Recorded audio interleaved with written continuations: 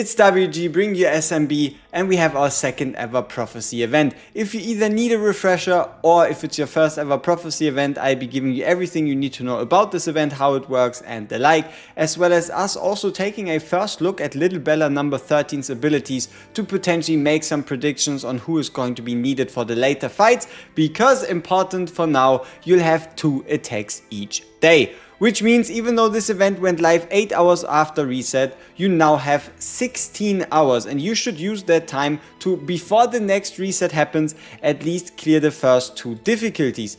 Because the way this works is you'll be able to do 1 and 2 today, 3 and 4 after reset, and then 5 and unlock Nightmare mode on the 3rd reset.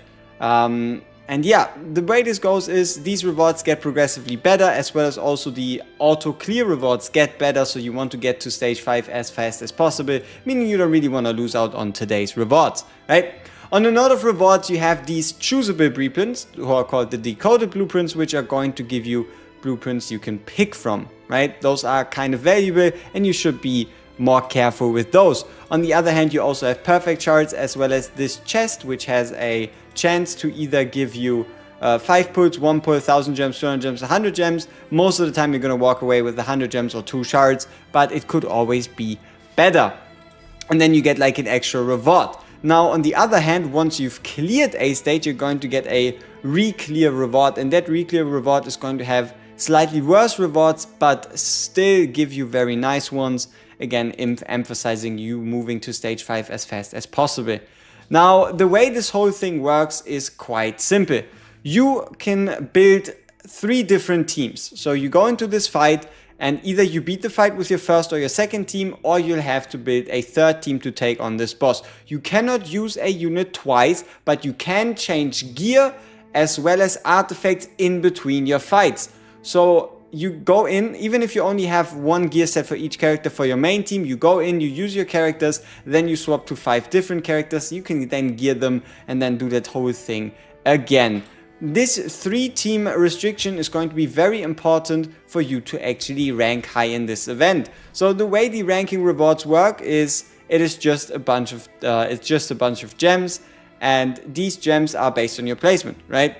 The higher you place, the more gems you get. And the way you place is all based upon Nightmare mode. So on day 3 we'll be unlocking the Nightmare mode, which is going to be separate from the standard modes. So you'll be able to run your stage 5 twice each day and then play Nightmare mode. And for Nightmare mode you'll again be asked to set up 3 teams, and then it's going to combine the scores of team 1, team 2 and team 3, and that is going to be your final score, which will determine your final ranking.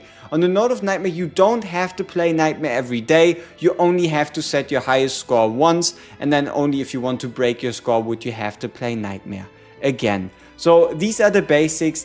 I think this is pretty much everything you need to know. And last time there was a glitch where the trial assault was way harder than the actual stage. So this might still be the case. So if you want to test out strategies, if you want to play, you can just go into a fight and you can just quit out. You do not lose any entries. You can also just normally quit out of the fight and it's going to reset to 3 flames again. So let's quickly deal with this boss, make it into the next boss, and then on top of that we're going to be obviously checking out the abilities of the 3rd boss, just to see if maybe they get like additional abilities that you don't see on lower stages, but I highly doubt it. Important to note here, your hero's level will be for stage 1, 2, 3, 4 and 5 your own, but for Nightmare everybody's hero level will be set to the same level, which should again be level 200.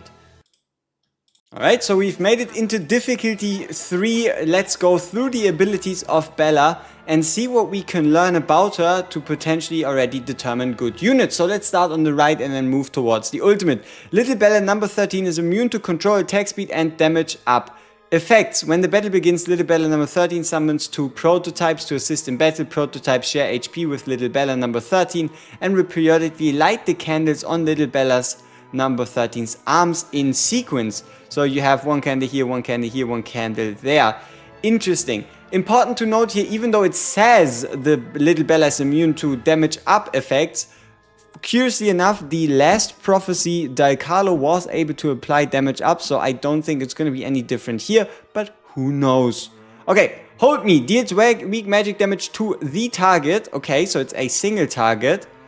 Little Better number 13 enters a charging state after a period. Scorching Flames, massive magic damage to all enemies. While charging, she absorbs the flames from the cannons on her arm, meaning the longer these prototypes stay on the battlefield, the higher damage Burning Confession is going to deal. Ice like fire. Little Bear number 13 activates Blazing Eye to fire a scorching beam, moderate magic damage continuously to the target. If the target dies or becomes untargetable, another target is selected. The skill is no longer used once the Blazing Eye is destroyed, which means destroying the Blazing Eye seems like a prime focus unless your tank can survive the ability. Little Bear number 13 removes control effects from her prototypes and command them to deal moderate damage to enemies ahead. So you can shut them out for a time, but she'll be able to make them attack again. Little Bear 13, wow, how often did I say that again, creates a stage, allowing her to control enemies with her psychic power and inflict Dollish Nightmare on 2 enemies. Units can break free from Dollish Nightmare using Purify, which is Seth or Fleeting Bella while possessing, or Movement Skill. So it's most likely going to be you either run a Seth or you run a Stereoid Iona or potentially an Amy to break free of this Dollish Nightmare. After breaking free a certain number of times, Little Better number 13 will suffer Psychic Backlash.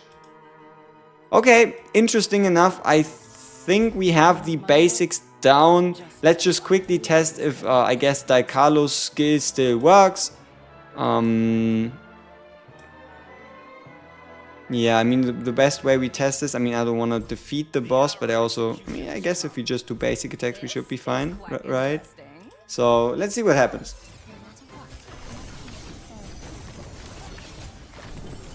Alright, so then we move on to Dialcalo. Alright, so this is improvisation.